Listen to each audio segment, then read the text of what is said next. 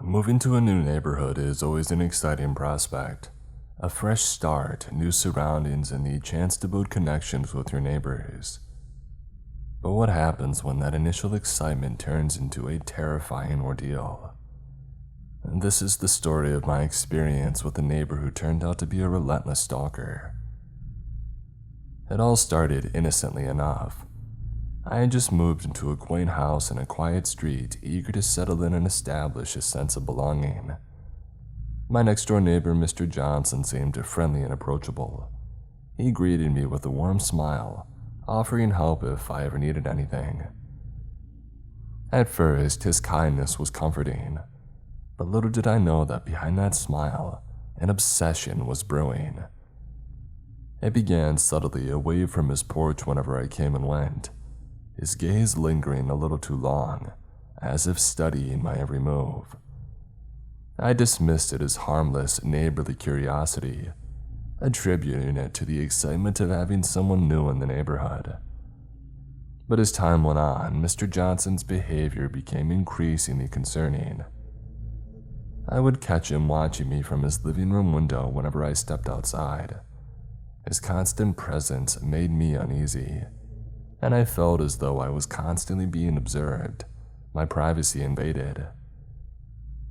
It wasn't long before these signs of his obsession became more blatant.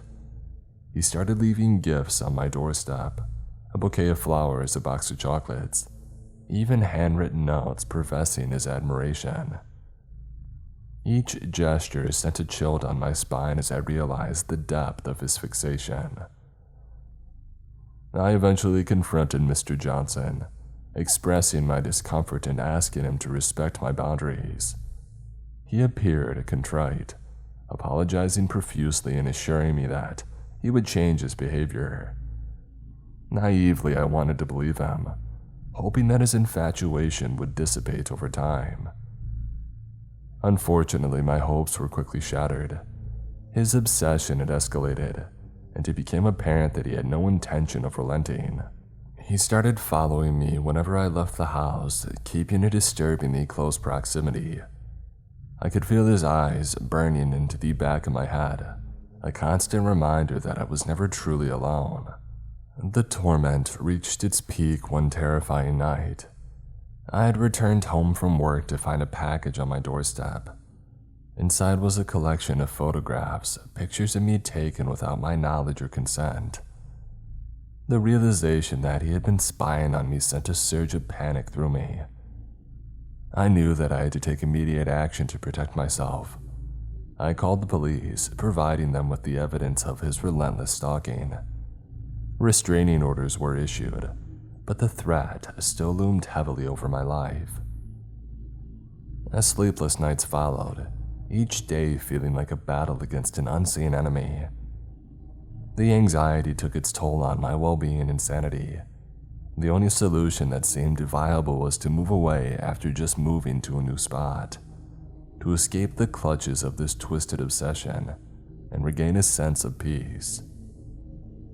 Leaving behind my new home, the neighborhood that I had hoped to build a life in, it was not an easy decision. But my safety and sanity had to take precedence. With a heavy heart, I bid farewell to the place that had become a prison under the watchful eyes of Mr. Johnson.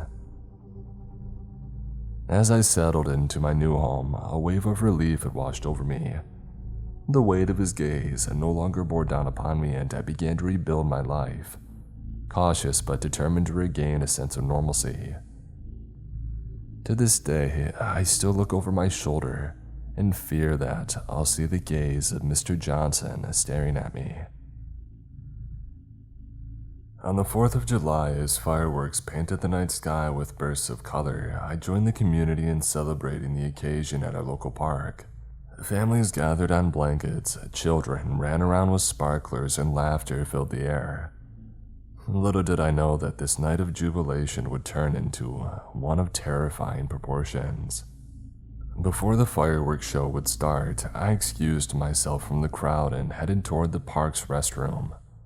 The path leading to the bathroom was dimly lit, the distant sound of exploding fireworks providing an eerie backdrop.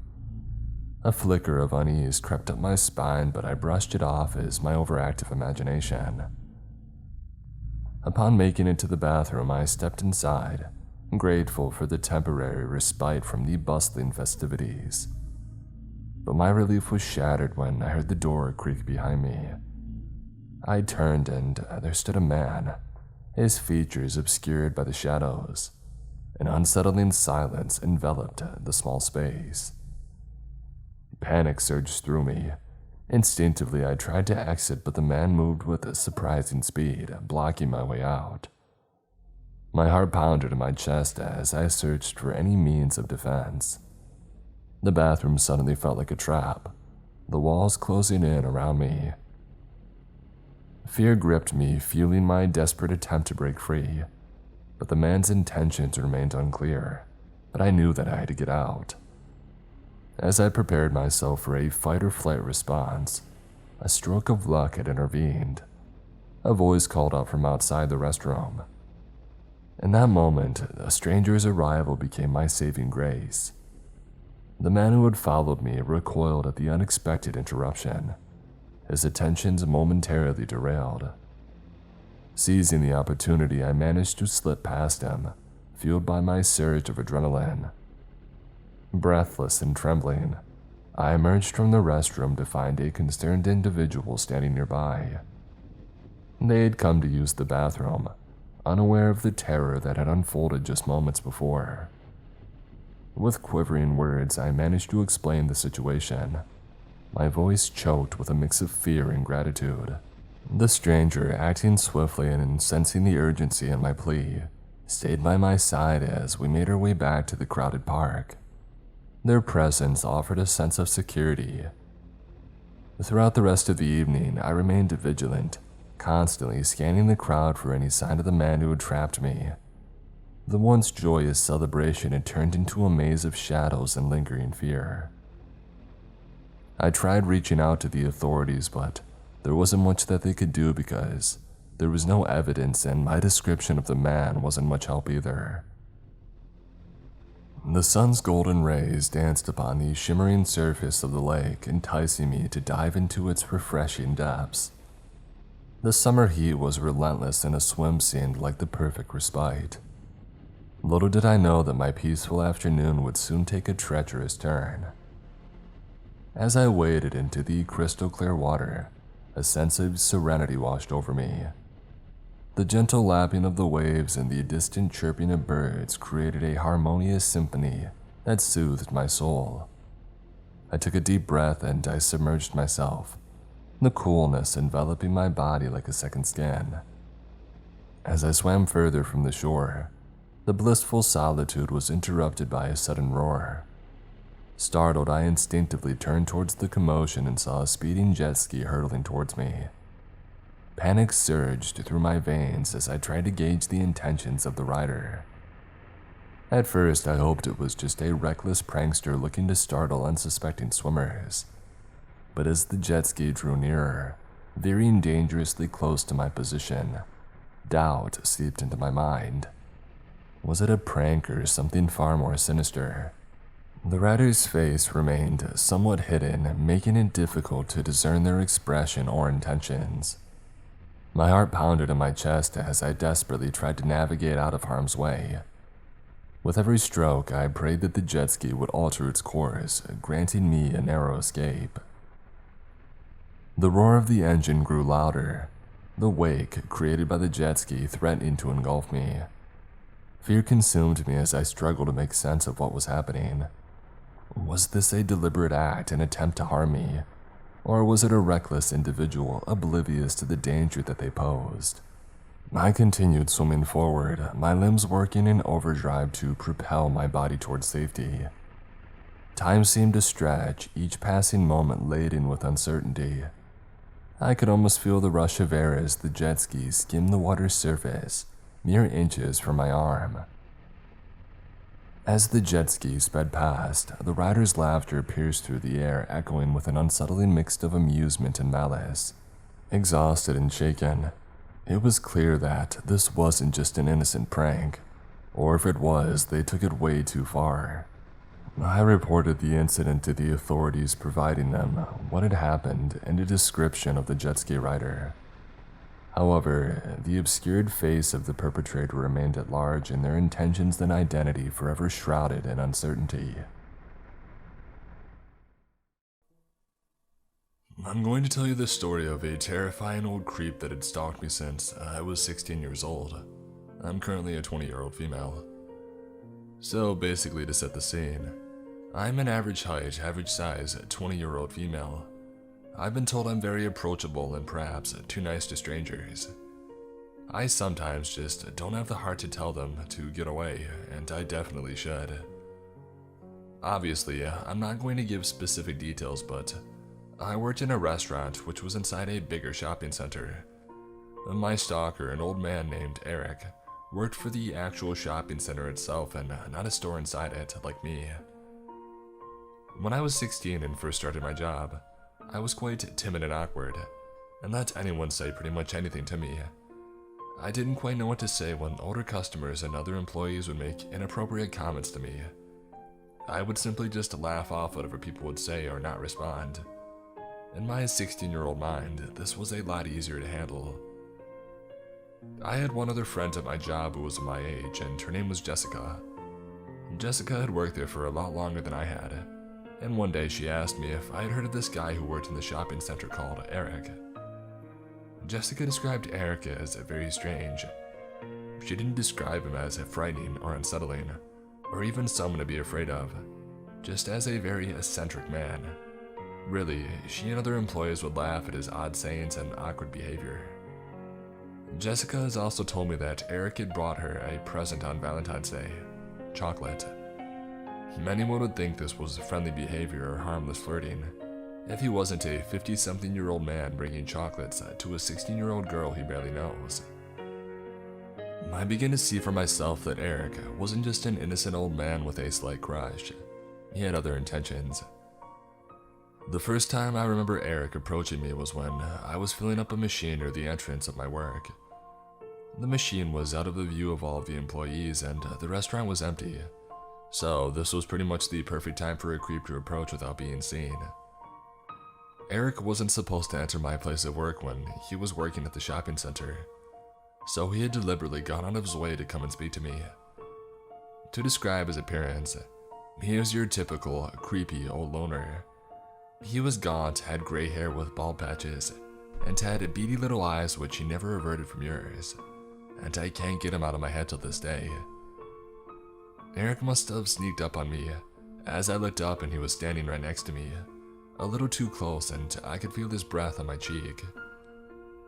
My name is Lucy," Eric asked me. "Lucy, are you married?" He almost giggled after he asked me this.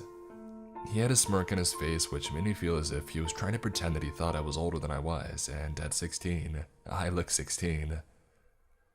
Eric liked to ask me questions that he already knew the answer to, just to see what my reaction would be, letting me know in his own way that he had been looking up information about me on social media. He would do this frequently. I began to clock onto the fact that Eric had been going a little further than just approaching me at work, and instead stalking my social media accounts in the weeks following this first encounter, such as Twitter and Instagram, when he began asking me very specific questions about things I had posted about in the days before. For example, I had posted on Instagram about a tattoo that I got, which was in homage to my favorite band. I was serving a customer one day, only to be interrupted by a shrill but quiet voice. It was Eric. His eyes were huge and he had a look of pure excitement and menace on his face. He had yet again entered my workplace when he wasn't supposed to, just to talk to me. He asked me, "Lucy, what's your favorite," insert the band's name here, "song?" Eric relished in my discomfort.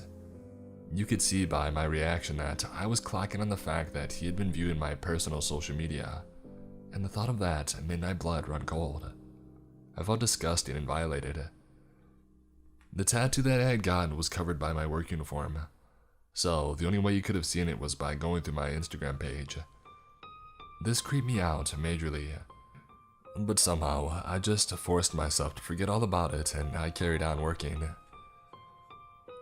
Over the course of a few months, Eric would come into my workplace more and more frequently, asking me bizarre questions and still reciting back to me things that I tweeted about or posted on Instagram. Every time I would see him, I would get visibly uncomfortable, and he liked this and this is what he wanted. All the while this was happening, Jessica approached me and let me know that Eric had followed her in his car on her walk home from work, slowing down to ask her where she lived. I also had been told other disturbing news about Eric from multiple different people. It seemed as if he was becoming more invested in whatever his intentions were towards me and Jessica. News had traveled to one of my managers about Eric's unsettling actions towards me, and this manager informed me that a few years ago, Eric was rumored to have followed a young girl who used to work for our restaurant into a toilet. Things didn't quite make sense to me. He was known for being a creep, yet still employed at the shopping center. On one hand, I was glad to know I wasn't just creeped out for no reason, but on the other hand, I was frightened as he had been doing this for years, yet no one had stopped him. Anyways, there was a woman who worked at the same place as me called Rebecca, and she had some sort of disability which caused her to befriend and be trusting to people without knowing anything about them. It seems that Eric took advantage of her, as he had asked for her phone number and she gave it to him. Rebecca had shown me her text messages with Eric. He had texted her things like, "Rebecca, are you alone?" and "Rebecca, are you sat on the bus alone?" But the most unsettling part of it all was the text from Eric that read, "Rebecca, could you please let me know any information on the girls that work at insert restaurant name here?" I was stunned. This was quite slowly turning into my nightmare. I was constantly questioning why this old man was so hell-bent on finding out everything to do with my life. Why me? He had gone out of his way to source information about me through a vulnerable person that I worked with, and I was scared that he was going to go further. Again, this creeped me out, but still, for some reason, I forgot about it and carried on with my life, which was very hectic at the time. And in a way, I'm grateful that I didn't have the time to dwell on Eric's growing obsession. However, this was something I wouldn't be able to ignore forever, as Eric began inserting himself into my life in ways I just couldn't ignore or brush off. One night, I was watching the movie Grease with my family, and I must have tweeted something stupid like, "Grease is my favorite film," because it's a great film, right? Anyways, the morning after my tweet, Eric approaches me in his usual way and utters, "Do you like the film Grease, Lucy?" The same usual smirk lit up his face and the same usual wave of disgust washed over me. He was really making it a point to let me know that he was watching me. I tried to carry on with my day, but spent the entirety of my shift feeling a little shaken up. To someone reading this story, it may not seem as unsettling to you as it did to me at the time, but when someone is going out of their way to make you know they know information about you, you spend every waking hour about what they plan to do with this information, and why they insist on taunting you with this knowledge. The very second I clocked out of work and got into my car, my phone went off. This was a notification for PayPal. I clicked on the notification to see that I had received £3 from an Eric Stanley, and the note attached to it read, "To Lucy, Grease is the word, from Eric." He literally found my PayPal account and sent me £3 with a quote from the movie attached to it. If this wasn't crazy enough, in the days following, I received a string of anonymous calls, incessant calls one after the other. I was in a flood of tears and ended up having a huge panic attack. I felt like there was no escape. My phone rang and rang and rang all night. I had to turn it off to get away. Even when I turned my phone back on, the calls continued, and every time my phone would ring, my head felt like I was being impaled with the sharpest knife in the world. I was on complete edge. The phone calls that I did answer were just someone breathing down the phone, making a point to breathe heavy. I even swear that they were trying to sound like they were playing with themselves, which sickened me. I had no proof this was Eric, but it wasn't hard to put two and two together after all the lengths he had gone in order to track down my personal information. If he had found out my PayPal address, my phone number, and all of my social media accounts, what was stopping him from finding where I live, breaking in, hurting me or my family? That night, I had horrific dreams in which he chased me around my house and taunted me for hours. I still have similar dreams and struggle to sleep without my boyfriend present, as I'm scared he's standing right outside my door to this day. I reported Eric to my managers and they passed my complaint on to the managers of the shopping center. At this point, I was genuinely scared for my safety. Multiple girls added to my statement and added details of times they had witnessed Eric's unsettling behavior, or times that he had been inappropriate with them too. Eric had been cautioned by the shopping center's management, yet nothing was done, except the fact that he was warned not to talk to me. Eric found ways about getting around the no talking to Lucy rule. He would make animal noises at me when he would see me, like a monkey or a dog or any bizarre noise that would get my attention. I think he just wanted me to think that he had outsmarted me, that he had found a way around the rules. After this, I stopped working at the restaurant as a full-time job. I saw Eric less and less, which was obviously great for me. I moved cities as I went away for university and made new friends which distracted me from my old life in my hometown. I still thought about Eric every now and then, and when I focus on it for too long, I can't be alone, out of fear that he's still keeping tabs on me. The thought of that terrifies me. After moving away and starting my new life, I forgot all about the twisted man who used to obsess over me at my old job. I forgot he existed, but I was soon going to remember. On Christmas Day, I was back home in my hometown with my parents. My phone buzzed and I expected it to just be another message from a friend or a family member, but I was wrong. I received a notification from PayPal. It was the exact amount of £3, only not from Eric this time, but from a girl whose name I didn't recognize at all. I opened up the PayPal app only to see a note attached to this payment that I had received. The note read, "Sending on behalf of Eric." My blood ran cold again. I had forgotten all about this man and all he had done to make me feel unsafe and unsettled, and here he was again, antagonizing me, yet this time doing it through other people. Perhaps his way of telling me that him being banned from talking to me himself won't stop him from entering my world. I threw my phone down on the couch and spent the night drinking with family, until I forgot about the notification.